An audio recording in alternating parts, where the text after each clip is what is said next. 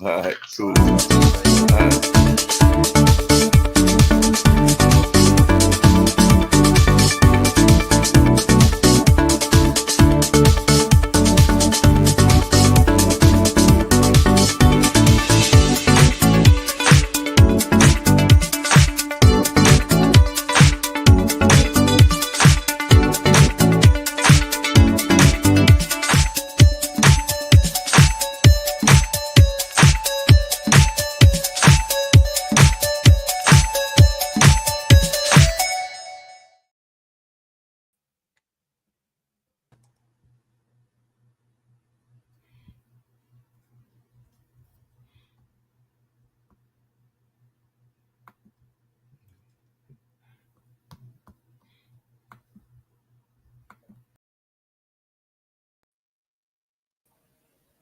It looks like Mark is having technical difficulties. How are you doing, Rick? All right, you? If my technical difficulties aren't having a problem, then I'm doing fine. So he's supposed to lead us off with the news, but Well, I just went to Drudge in case he wasn't available to do that. Maybe the biggest, craziest story is Qatar.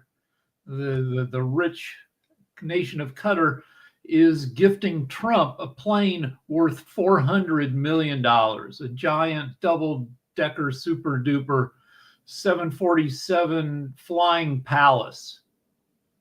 And then the Air Force will have to do another, I don't know, $150 million worth of modifications for it to make it suitable for use as Air Force One.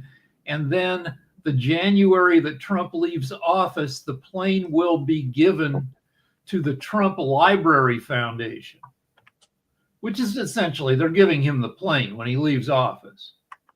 And the Attorney General, Pam Bondi, who said all this is cool and not bribery, doesn't, violate the emoluments clause of the Constitution. She used to have a job that paid her $115,000 a month or $1.38 million a year working for Qatar. Are you serious? Yeah. Does she have that job now, or is she going to get that job? No, she's had it in the past. I don't know exactly when, but she's worked for Qatar, I guess, as a paid lobbyist within the U.S. Wow. Yeah, that is a pretty big story. So what you're trying to tell me is that purchasing influence in Washington, D.C. is alive and well. Yeah. I mean, yeah, if you have a $400 million plane to give, some people, I've never even been given $100,000 Cessna.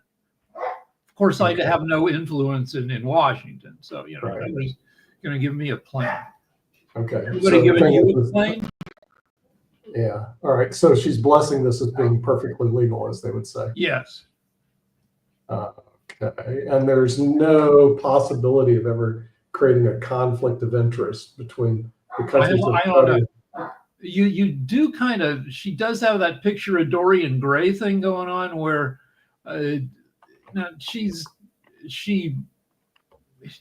people don't realize she's 58, and so that when she looks tortured by some of the stuff she does, it may be that's just that she's 58.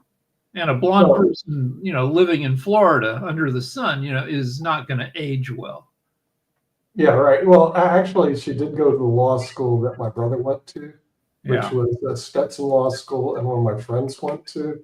It's in St. Petersburg. Actually, technically, it's in Gulfport.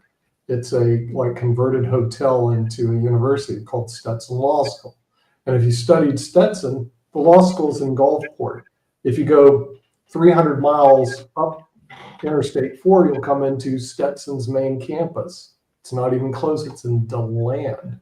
So, I just don't get this. When I see Trump making choices, I just don't get the quality of who he's choosing, because as an attorney, I can tell you there's a pecking order on quality between LSAT scores. Trump knows what he's getting. So right before Trump took office the first time, there was an Yeah. investigation into Trump University where suckers were hit with high pressure tactics to sign up for expensive courses in how to do Trump style real estate, and really were taught nothing. And there was a multi-state investigation into Trump University, and Florida, where Bondi was AG at the time, signed on to the investigation until Trump gave Bondi a $25,000 donation to her reelection campaign, at which point she withdrew Florida from the investigation. So Trump right there knew he had his gal. Yeah, I don't know how they get away with that, because attorneys are supposed to avoid even the appearance of impropriety. Of course, that's what you learn in the bar, the multi-state ethics that you have to take.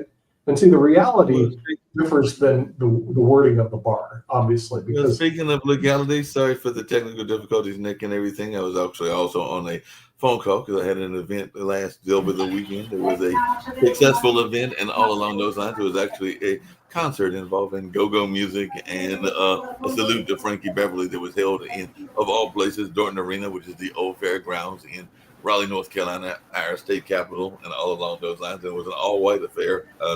At one point, I had on mostly all white, but some of my white outfits did not want to fit all that well, so I wound up wearing part white and part brown and other colors, but it still was good, and had the pleasure of working with the lady from Foxy 107, 104, and everything like that. And the band were truly amazing.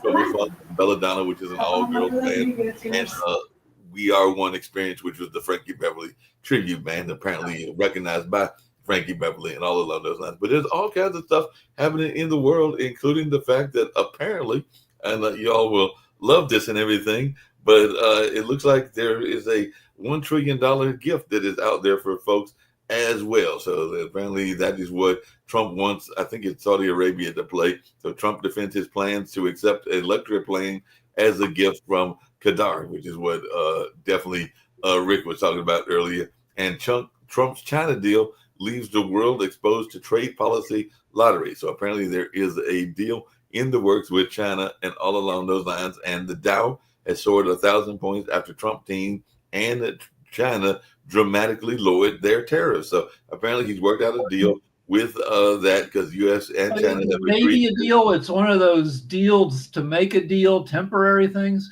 They've agreed to clash reciprocal tariffs for 90 days after trade talks. So they had trade talks, and they agreed to reciprocal deals and everything like that.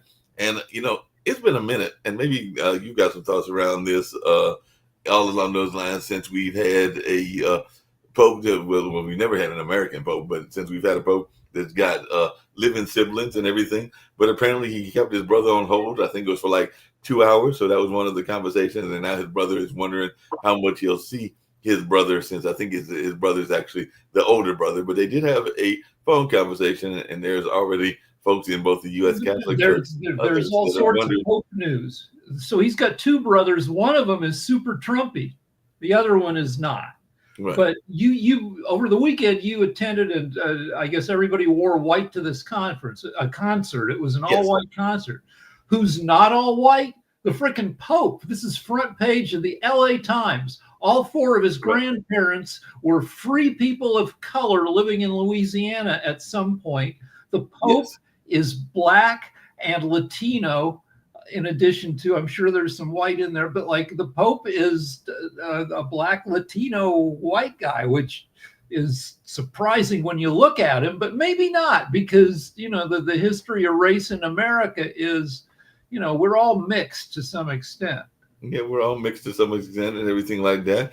And apparently the first refugees are coming in from South Africa. So the first ones are flying to the U.S., and this is the refugee status for the white South Africans. So they are heading here. This is the first group of African years granted refugee status that are on their way to the U.S. And I also understand, speaking of Trump, that and I think she's got a young child and everything, but the press secretary apparently made some news as well, because I think she was breastfeeding in public, which might have caught some people off guard, because that is something that I don't know that they were expecting from Trump and his allies and everything like that. But she is a young mother, even though she's like Jordan Hudson, and that she's got a older husband and everything like that. But I did see some news on over the weekend where she was caught feeding her child. All right, so I got to look up who this Jordan Hudson is.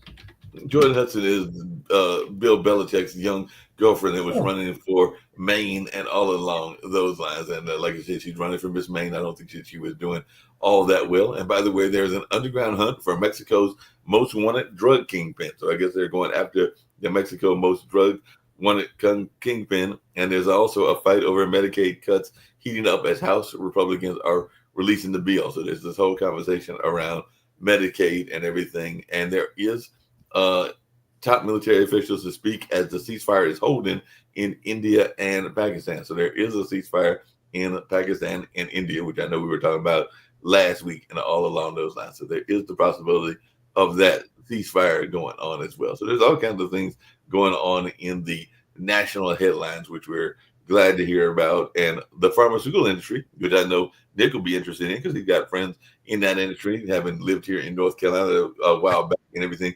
But they are criticizing the drug situation in terms of a executive order calling on health departments to negotiate lower drug prices. I think that he's going to try to have drug prices cut by something like 80%. So President Donald Trump on Monday will sign a sweeping executive order that calls on the nation's health department to negotiate lower prices for U.S. medications with drug makers.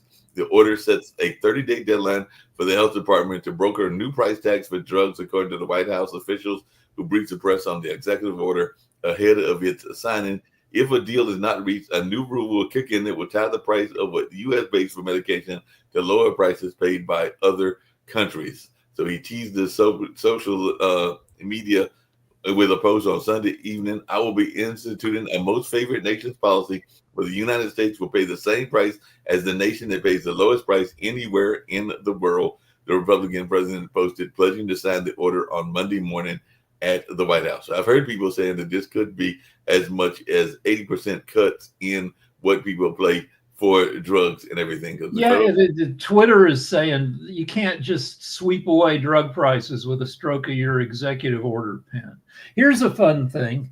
The Trump administration has spent $21 million flying prisoners, illegal immigrants, to Gitmo, which is Guantanamo Bay, which is the little chunk of Cuba that the U.S. owns, where we have a prison, a high security prison.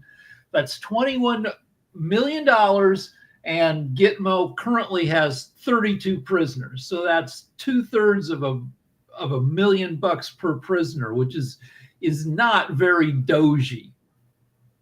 Not very doji at all, and everything along those lines. So, Nick, what do you think about this idea of us cutting prices on drugs? This is one of those Doge things where he says he's going to get rid of a lot of money in that sense and everything like that. So what is your thoughts about this notion of us getting rid of some of these high prices? I think it's a good idea. I mean, I think it's the last thing in the world you want to do is spend a lot of money on drugs, Mark. I mean, so the extent that the federal government can now negotiate drug prices is good, because healthcare in America is out of control. You know, it's very expensive. You get very little for, well, you get halfway decent healthcare, but you spend a lot of money for it. It's the most expensive budget item, you know, in the world. Is our healthcare system is the most expensive in the world, yet doesn't deliver today the number one results. So we're going to have to seriously address healthcare. Here's the real problem, Mark. The current people that were put into the lineup are horrible. In other words, yeah. They're horrible. We're talking about RFK and folks like that. But speaking of RFK and speaking of things that are horrible and everything, and Rick may have some thoughts around this, and it comes down to, and I know we'll probably have a conversation later on this week with Dr. Pat Misson. I know that there was the measles outbreak, but apparently we are halting cattle imports from Mexico, our southern border, because we are citing fears of flesh-eating maggot. So apparently we have shut down the southern border to livestock imports to stop the spread of a deadly fly and everything like that. So what is our thoughts around this? Because apparently they're saying that it is coming up and messing with our stuff from the people down there south, and the USDA has halted live animal imports through U.S.-Mexico border. I thought all maggots were flesh eating, that when you die, flies lay eggs on you, and those grow up into little maggots that eat your flesh before turning into flies themselves. I got to say, though, in Colorado and other states, maggots are probably responsible for alien abduction rumors because some maggots, when a cow or a horse dies and is left in a field for a day or two, will eat perfectly circular holes in a dead animal. And then lunatics come along and they see a very precisely circular hole and say, oh, aliens must have done this. We had a horse named Skippy when I was a kid in Colorado that was apparently abducted by aliens with circular holes in it. Well, speaking of that, I had another question for Nick, and and this comes back to the whole notion of Qatar, because apparently Trump's going after the Middle East big time, because Trump wants, are you ready for this, Saudi Arabia to invest a nice little number. I'm sure you'll love this number, Nick. He wants Saudi Arabia to invest $1 trillion in the U.S. So this is something that he is doing on his trip, I guess, to Saudi Arabia. So he's asking this very expensive, oil-rich country to invest $1 trillion in the United States. So what is our thoughts about this deal, and will he actually get the Saudis to invest that kind of money? Because that's what he's seeking on his Gulf trip, is he wants them to invest $1 trillion within the U.S. So it's not really, if you're rich as hell, you're not really rich, and it's not really money laundering until you can get your money to a place where you can enjoy it and use it. And like Russia, if you're an oligarch in Russia worth billions, it's not, Putin can take it away at any time. So Russians will spend money at Trump properties to get their money out. They'll spend $50 million for a Trump penthouse. And I assume it's a little bit like that with Saudi Arabia, that Saudi Arabia will probably be happy to move a chunk of money over to America if it gets them, favorable treatment and lets them enjoy the money. Saudi Arabia already gave Kushner initially $2 billion, the Trump son-in-law, to invest for them in a mutual fund. And now the Saudi investment with Kushner is up to $4.8 billion. They have a lot of money to spread over the appropriate people in the U.S. Yeah. Well, the problem is 4.8 billion isn't what it used to be, but $1 trillion is a decent amount. And the thing is, the Saudis, if they have the $1 trillion, why wouldn't they invest in the United States? The U.S. is a pretty safe place to park your funds. Dr. Sharif. Dr. Sharif.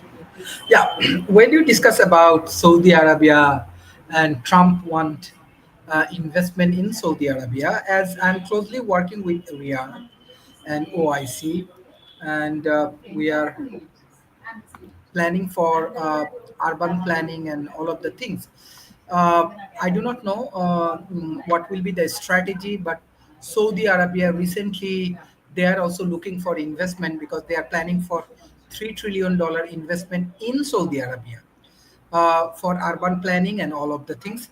I do not know everything is political, all logical or strategical, but how I analyze Saudi Arabia and especially the UAE markets or the Muslim world, asking $1 trillion, maybe it's too much, because all of the countries, they're actually shifting. Let's say Saudi Arabia, they are shifting from oil and gas industry to the renewable energy and all of the things. They are just transforming this economy.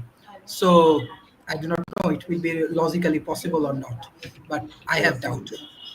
Yeah, a lot of people have those doubts and everything, Dr. Sharif, and everything along those lines. Speaking of global news, there is good news in the sense of somebody laying down their arms, because we often talk about the positive, the negative things with all the conflicts going on. But the Kurdish group PKK says it is laying down its arms and disbanding. So it's saying it will end its conflict with the Turkish state or the Turkish nation and everything like that. So it's like the Kurds are actually dropping their attempt to, I guess, have their own free land and everything like that. So they are ending their armed struggle against Turkey. So there is the end of a war that is going on. But on the flip side of that, UK Starmer, the leader of that particular country, under pressure from Farage, is predicting a big drop in immigration. So they don't want as much immigration as they had in the past. And Zelensky is challenging Putin to meet him in Turkey personally for ceasefire talks. So he's saying that he wants to meet him one-on-one for some ceasefire talks. And Trump is backing for Putin's proposal for Ukraine talks, undermining the allies. So it looks like there's some possibility that we may have some talks in that sense as well. So are we going to finally get some talks in this sense of what's going on there? Because even Poland is blaming Russian intelligence for an arson attack on a Warsaw shopping center last year and everything. So are we going to get some actual talks that might calm things down in some of these conflicts? And what is our take on this? Because, you know, we've had this war going on for a couple of years, but it looks like there might be the possibility of some breaks in this situation. So what is our thoughts as a panelist? So I wanted to go back to Saudi Arabia for a second. Okay. Saudi Arabia, 33 million people, no democracy, zero democracy. It's an absolute monarchy. Some people call it a dictatorship, but and so the deal that there's always a chance, not a great chance, that 33 million people could overthrow the royal family. Mm-hmm. And in cases like that, you want to have a bunch of money outside Saudi Arabia. So if you have to run away because the peasants have turned against you, it's nice to have $1 trillion cushion someplace else. Okay, I have to make a comment on that. Being a direct descendant of Edward III, Plantagenet, who was the King of England, and several other royals, there's nothing wrong with monarchies, and there's nothing wrong with royals. Okay, why people think democracy and regular people are better off governing than royals is just beyond the pale. So the thing is, please don't prejudice yourself against the royals, the royal family, and how the royals operate. So Saudi Arabia, yes, it is a monarchy. Yes, it's operated by royals. Yes, it may be a dictatorship, but let me tell you something. As a royal, I find it highly offensive that the people on this panel slap royals. No, I'm not saying Saudi Arabia may be a paradise, but there's always a chance that as a royal that you can be deposed. And in fact, like the prince, the crown prince of Saudi Arabia, turned against his own family and was imprisoning and well, like my ancestor Alexander Innes got his butt handed to him in the Battle of Dunbar, and that's the reason he ended up in the United States of America. Oh, excuse me, it was British. British back then and everything. But if you're a member of the Saudi royal family, you want a couple $2 billion in some other country in assets in case you have to run away from your own royal family. Absolutely true. The United States is a great place to hold on a second. We've been joined by Jacoby. I have a question to ask him about royals and a lot of the national news, but I do have a quick sports question for Jacoby because I know he's in the sports just like I am as well and everything like that. But Jacoby, can we start a new rule in the NBA Finals that if you're getting killed, because I watched the game yesterday, as bad as Cleveland was by Indiana, that we stopped the game at halftime and everything like that, because that game was ugly, and it was a very ugly game. They did try to make it look semi-respectable, but that game was a nightmare. So can we start a new rule that if you're getting killed, that you get to stop the game? You're on mute. Absolutely not. They're paid professionals. If you get blown out, you get blown out. You're paid professional. Fair enough, because they were definitely blown out. That was not a but also there have been comebacks that have taken place also. So, you know, you can't let them not have a chance. At least they have a chance to make a comeback. So even people in life have a chance to make a comeback. You have your later part of life, you can be the comeback kid and come back. So what you need to do is really pull for them and hopefully that they would make a comeback even though they had zero chance. But The Nuggets game was maybe just as ugly. The Nuggets scored 8 points in the first quarter of that game. They shooting like less than 10%. How could they score only 8 points? Were they even shooting the basket? Nuggets are supposed to They be only pretty good. lost by, what was it, 6 points? Yeah. Yeah, that was an ugly game. There was definitely some ugly That was a games. There was good some game. good news because the Hurricanes did win, so they're up 2-1, and everything. We'll see if they can hold serve again on tonight against the Capitals and Now, all of Dr. Sharif's had his hand up for a long time. Yeah, go ahead, Dr. Sharif. No, as you are discussing about the investment in USA, I like the US most. You know, I'm a big fan of USA. This is good, but I have one thought in my mind. You know, when this war between Russia and Ukraine start, many of the rich people from Russia they invest in Middle East market, in UAE, in Saudi Arabia, and many places because of this war. As we know, Trump is a very good friend of Putin. Maybe they can uh, invest in USA from Middle East market. That is one of the possibilities I have in mind. But strategically, it may possible. Previously, I don't know. Many of my US friends they said that Trump had big investment from Russia previously. There is a big chance. Why not? The rich people from Russia they can Well, invest in hey, USA. Dr. Sharif, speaking of rich people, you'll love this one because there was a recent study that came out and all along those lines, and I know Nico loved this as well because this may shock some people and everything, but a recent study published in the Journal of Nature Climate Change has found that the richest 10% of the world's population are responsible for an astounding 2/3 of observable climate warming since 1990. Basically, that small minority of the wealthiest among us contribute nearly 7 times as much to extreme climate change as the entire lower earning 90% of the planet. So to come back to Nick's point about the rich people, if that's not enough to help you reach your pitchfork, the top 1% contribute 20 times as much to climate disasters as the bottom 99%. So apparently the wealthy folks are the ones that are making us have a very sick climate. So you are a fan of the Royals, Nick. What is your take on this? Because this is a news that just came out that basically said that rich folks are messing up the climate. Very biased, very slanted. In reality, they're the ones that actually do the most to help alleviate climate change. They're the ones that invest very heavily in renewable energies. And we're seeing that in Spain and other countries. So what that was, and of course, they have more resources. So the thing is, they end up polluting more. And that's the reason why that study is biased, it's slanted, it's woke, it's liberal, but it's certainly not the truth. Well, we're talking about rich people feathering their nests outside of their countries in case they have to run away. Well, the very rich are about to become even richer because with AI, if you have a few $1 billion to spend, you might shortly be able to buy yourself extra decades of life. Yeah, but hold on. Wait. Let me finish my point. Then, like, if you're a rich person worth $10 billion and you're 120 years old, people might be pissed at you. So you need to find like a secret hideout where you can go about your rich person life. So yeah, and I agree with you, Rick. The thing is, you need to have multi-jurisdictional assets, and you need to have entities that own things, not you. This way, the hoi polloi will not discover who the ultimate beneficial owner is. It's been done that way for years. In other words, people that have assets, they own them through entities such as corporations, trusts, insurance policies, et cetera. Well, and so what happens is, and then they own the assets. The people that are wealthy and not smart will own the assets directly when they own in their name. And when they do that, it's exposed. So what I did in my prior life, I put a lot of assets into various different trusts, even synonym trusts.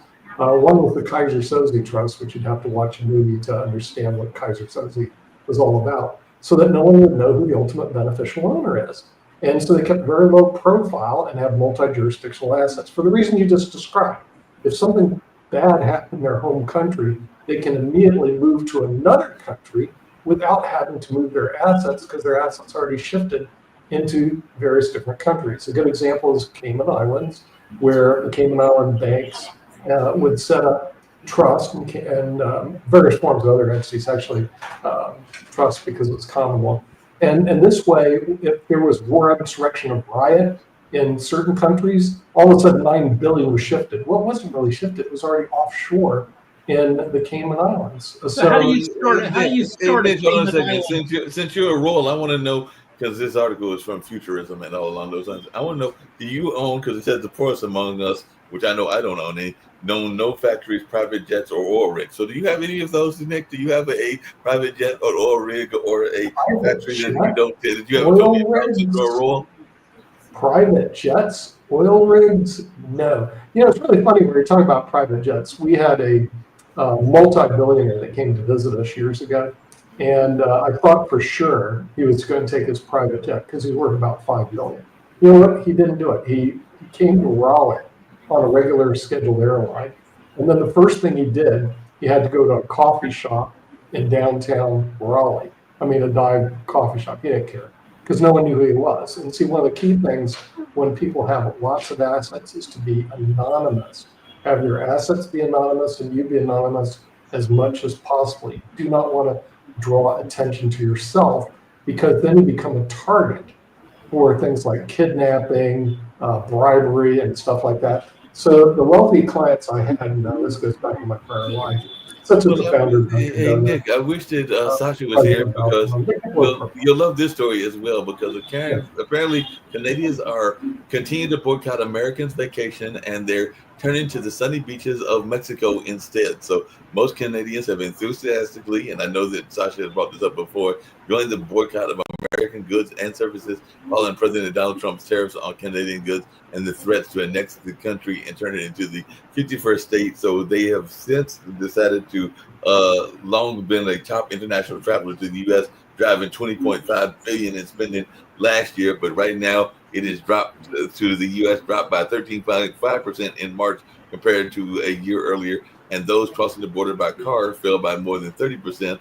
And by contrast, their visitors to Mexico rose by 15.5% in Mexico compared to the same month last year, according to the Mexican Secretary of Tourism. So it looks like they're heading toward Mexico. So it looks like they're bypassing us and going to Mexico to enjoy those beaches and everything. So what is your thoughts on this? Like I said, I wish I had talked those are middle-class Canadians. Wealthy Canadians will not go to Mexico. It's too dangerous. And a lot of them will not even come to the United States.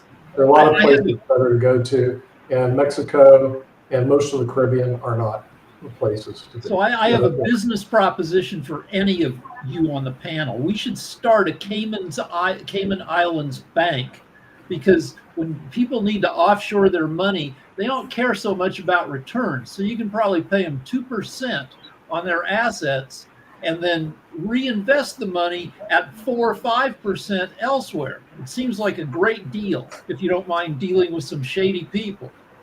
Yeah, just like anything, it's not that easy because the hard thing is getting a charter, a bank charter in places like Cayman. Yeah, that's hard to do. But I got a question for you. I got a question for Rick and for Toby, but you'll be interested in this as well. Well, two things. One, I went to see a friend of mine's production of Othello, which was yesterday, and Othello's got all kinds of life stories of tragedy and all along those lines. It can even be put in today's modern terms and all along those lines, even things around race and everything. But before going to production, I stopped at one of our local coffee shops and got me a panini and some drink while I was there and everything. And while I was there, I saw a gentleman that was talking AI. He actually works for an AI company called Pulse, which uses AI for this whole notion of investment. So it's an AI investment company. So they use AI for investment. And then there was an article today that asked, is AI the future of America's foreign policy? Some people think so. So at the Center for Strategic and International Studies, a Washington, D.C. based think tank, the Futures Lab is working on projects to use artificial intelligence to transform the practice of diplomacy. Whether it's for investment or diplomacy, and this is because I know both Rick and Jacoby are in that field or have an interest in that field, is this where we're headed? Is AI going to take everything over? My buddy who follows the space was talking about a thing called the San Francisco Consensus, where all the biggest guys in AI in San Francisco agree that AI will be more powerful than all of human cognition by 2031. And the deal is AI being smart won't like announce that it's secretly running everything. It'll just infiltrate. And AI doesn't have to be conscious to act with agency, because AI is an imitation machine and it sees what humans do. It's trained on human stuff, and humans care about their own survival. So AI will care about its survival. AI will get all these strategies and tactics from people, and it will insidiously take over. And we just have to hope that it treats us nice once it's in charge. Jacoby might have other thoughts. Is AI going to take over? Is it going to take over even on the whole space of investment? Because, like I said, there was a gentleman that I met that literally was working for a company called Pulse, and apparently Pulse does investments strictly off of AI. I mean, AI is definitely already taking over a lot of stuff. It's just going to take a little time. I mean, what Rick said, a lot of what Rick said, I completely agree with. I mean, again, AI is, people are using it now to write papers, do medical procedures, a whole bunch, or pass medical boards, pass law boards. Yeah, I mean, it's going to be used in the future. I mean, that's the big thing. So we just have to change what we're doing to understand what is going on and how to, I guess, utilize it to create new business opportunities, create new education opportunities. But until we do that, yeah, we're going to fall behind, and AI is going to take over even faster. So it'll be interesting what AI does to defend itself. Like I was watching a show called Hacks over the weekend, and in it, there's a woman who has gotten her own late night TV show, and she's been poaching guests from Jimmy Kimmel. And Jimmy Kimmel says, you better watch out. Look what happened to James Corden. They found a bunch of horse porn on his computer, and now he can't come back to the United States. So if you start attacking AI, saying it's coming and we need to shut it down, is AI going to plant a bunch of horse porn on your computer? They might decide to do stuff like that and everything like those. I do have a question, another one for you, Rick, and everything, because apparently in your fine city of LA and just in general in California, Newsom is asking the cities to ban homeless encampments, and I know we've even got some of those here in this area, I mean in North Carolina as well, and that is escalating a crackdown. So are we going to see a ban in these homeless encampments, and how will you manage to successfully ban these encampments? LA, 70,000 homeless people. For San Francisco, I don't know, 50,000. So you can ban these places. Where do you put the people? And also, like, a lot of these people do not like being corralled. So, I mean, some people would love to have a place to stay. Other homeless people, not so much. We got the Olympics in 3 years. We can't look like shit for the Olympics. So what are we going to do with our 70,000 homeless people? Good question. But any theories as to what you're going to do with those folks? Well, I mean, we've got a whole desert north of us and east of us. You got Bakersfield, you got the Inland Empire. If you put up places out there and then somehow got the legal leverage to move homeless people to, LA has been trying to build homeless housing, and haven't figured out yet how to do it cheaply. It's running like $80,000 a person.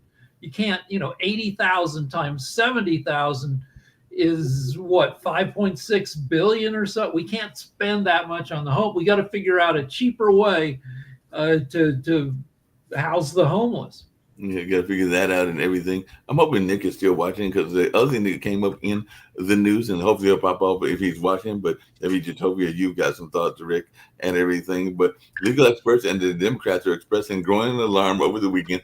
The Trump administration officials are openly discussing unilaterally suspending habeas corpus, a bedrock legal right without the approval of Congress. So the writ of habeas corpus, which dates back centuries, grants anyone detained in the U.S. the right to see a judge, challenge the government's evidence against them, and present a defense. But apparently they are downplaying the significance on Friday, suggesting that the administration can move to suspend it unilaterally. That's an option we're actively looking at. So that sounds like a very a horrible thing to do legally. Like I said, I know Nick is our resident lawyer in addition to being one of the founders of this network, but I guess he might be on some of his other business, but maybe he'll jump off and if he gets a chance to. But okay, we've been seeing this in action. Habeas corpus is Latin for the body of the crime, right. which is a way of saying that if you're the criminal, the alleged criminal, that upon the demands of legal representatives, the system has to be able to produce you. They cannot just disappear you forever like ICE did with sending all these people to El Salvador where you'll never see them again. So when you're imprisoned, you have a right to be tried on the charges and the system has to be accountable for you. They can't just throw you into a dark hole forever where nobody knows where you are. But apparently it's been used, Rick, a couple of times because they are saying that Trump might have been referring to some cases in the past. Abraham Lincoln and Andrew Johnson suspended habeas corpus during and after the Civil War. Theodore Roosevelt suspended it in 2 provinces in the Philippines during a 1905 rebellion there. And Franklin Delano Roosevelt suspended it in Hawaii after the Japanese attack on Pearl Harbor. After 9/11, we disappeared some people into Guantanamo and into like CIA black sites. And yeah, in emergencies, the government likes to say, well, there's just too much going on. We don't have time for procedure. We're under siege. And that's usually an excuse for bad behavior. And it ends up scooping up a bunch of people unjustly. Yeah, you mentioned Hawaii in World War II. It wasn't just Hawaii. In California, all the Japanese Americans and probably some other Asian people in California were scooped up and dumped in internment camps for 3-4 years. And while they were gone, all their assets were just stolen by the people left, white people swept in there. If you owned like a nursery and a gardening center and, you were swept up and sent away, when you got back, your house is gone, your nursery's gone, your furniture's gone, your car is gone. People just took it. Yeah. Here's the question, though. Those times that it was used, as he said, in emergency purposes. Mm-hmm. And well, they were all used in times of war. We're not being invaded and we're not at war. Well, the Trump administration says it's an emergency and we are at war. Because you can't, but that's the thing. They can say whatever, but who declares war? Congress, but Congress hasn't declared a war in 80 years since World War II. We're not at war. We're not being invaded because you can't have it both ways. You can't say that there's that immigration is down to negative and the immigration situation is all completed, and then turn around and say, well, we have an invasion of immigrants. Can't have both ways. On the one hand, emergency. On the other hand, Trump claimed that there was some day like last month where only 9 people got caught trying to sneak over the southern border, which is, doesn't sound very emergency-ish. Exactly. So you can't have it both ways. So you can. Trump can speak out of both sides of his ass, and the courts can say you're full of crap, and they can, until there's enforcement action. Like some Democrats tried to show up at an ICE facility. They have a legal right to inspect this facility. And so they were getting a little, rowdy. And the ICE claimed that the Democrats were staged an insurrection and an invasion, that they claimed that they were assaulted by a member of Congress. This member of Congress is an 80-year-old lady. I doubt her assaulting skills are very effective against a 220-pound, ICE dude. They said she body slammed him. Yeah. Oh, so I was in a restaurant on Saturday. And I still wear my mask in crowd situations. And this guy walks past me, this big guy, and he sings "Fuck Joe Biden" under his breath because he thinks I'm wearing a mask. I must be a big liberal, and he's just gonna fuck with me. So I start yelling, "Fuck you, fuck you!" And my wife says, "Don't stop! He'll break you like a twig." And I was insulted because.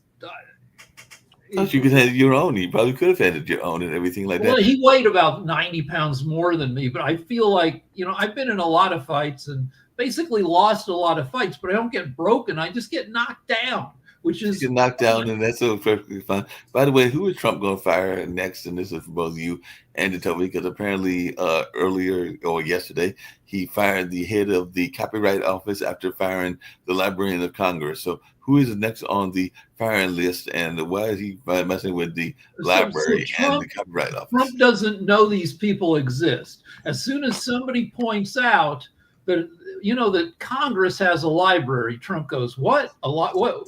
And they have this woman in charge who's been in charge for 19 years. Right. She was appointed by, say, a Democrat. As soon as Trump finds that out, he'll say, "Out of there, get her out of there." But he has to know these people exist. As soon as he finds out, then yeah, they're out of there. Just to point out, and to answer your question, it's partially that, but also if they are a person of color. Yeah, I'm sure it's all part of the dossier, the rundown on. Yeah, this is a perfectly competent woman who's been doing her job for a generation. No reason to kick her out. And is he gonna put Devin Nunes in charge of the Library of Congress? He's gonna put Marco Rubio. Okay. Rubio already has 4 jobs, but yeah, give him one more. He's got too many jobs as it is. Good grief. How many jobs is this man going to have? Yeah, and every job makes him look a little like sadder. He keeps getting sadder and sadder. So he's like I'd like to think that Pam Bondi feels a little guilty, and that's part of why she looks crappier and crappier, but probably not. But I think of anybody in the Trump administration, Rubio is the one who kind of hates himself the most. You think he hates himself the most of all of them? I mean, there are plenty of shots of him looking uneasy, and he used to put up Bible quotes on Twitter like a few times a week. There's no Bible quoting from Rubio now. No, he's not trying to have the Bible quotes. He's trying to just see what he can do to survive and all along those lines. But he doesn't have any Bible quotes going on at this particular time. So, yeah, maybe that's the key. By the way, speaking of Bible quotes, how much impact are the evangelists having now that they are in charge and all along those lines? Because, they definitely won the election with the Trump election. So are they having a lot of weight in the whole administration? Well, yeah. Though there's we have the MAGA evangelists are pissed at the Catholic Church because this Pope looks a little bit woke. Maybe not as woke as the previous Pope, but they didn't like him either when he said you have to be nice to all people, including immigrants. Yeah, they didn't like to hear that. They did not want to hear that at all. I think the administration is very nice to immigrants. If you look at what they're doing right now, they're offering like $1,000 to get out of the country on a get out of jail free card. So, Hold on, Nick. I think the only thing they're not being nice to is the illegal immigrants. Nick. But, that was their own choice. It was their choice to do things illegally, and so they have to pay the consequence. They're also not being nice to the illegal immigrants who come over here and protest and slap Americans in the face. Yeah, they're going to be deported, and rightfully so. So now the question is habeas corpus. Someone may not have habeas corpus. They're not. They don't belong here. So we'll see how it's argued in front of the Supreme Court. It'll be very interesting. Remember, if you're in a war, and the first thing you do when you're in the when front are we in a war? Nazi Germany, you don't say before I shoot you, I'm going to go to your habeas corpus rights. So at a certain point in time, habeas corpus is suspended. Now, let's listen to the other side of this story. I can imagine Ukrainians before they shoot a Russian. We're going to have to give you Nick, Marcus first. Nick, are we at war? No. We are at war with our whole country is at war all the time. Who are we at war with? The country's going down the tubes. Hold on, Nick. The thing Nick, is, has anybody? we're about as much at war as we were when we were at war with Afghanistan or Iraq or whatever. They're called policing. Nick, Even Vietnam, it wasn't a war technically. Well, speaking of being that, we actually So it really depends on what definition you use. If you use the no, Vietnam Nick, War, Nick. we're at war against Are we at poverty. war? We're doing wars against We drugs. actually were at war. all the time. we- Wars Nick, against Nick. drugs. Now we're at war against illegal immigration. Nick, well, speaking of being at war wait, and real everything, quick, like Mark. Wait, I got Mark, numbers. I have numbers Mark, about hold on. how well that $1,000 self-deportation thing is working. As of 4 weeks ago, 5,000 people have used the Border Protection website to announce that they intend to take the deal and self-deport. That's 5,000 out of between, depending on who you believe, 12 and 20 million illegal immigrants in the U.S. That's great. That's 5,000 more than we had yesterday. And I'll see you No, on but hold economics with David Walker because Nick? I have to put together. Oh, so Nick ran. Nick ran away because- and everything, and he real got to do quick, economics, Mark. and we're going to go over there shortly and Okay, but everything. real quick, Mark. Yeah. Just to point out, we're not at war. Nick could not tell Go us how we were at war. We were at war in Afghanistan because we actually declared that.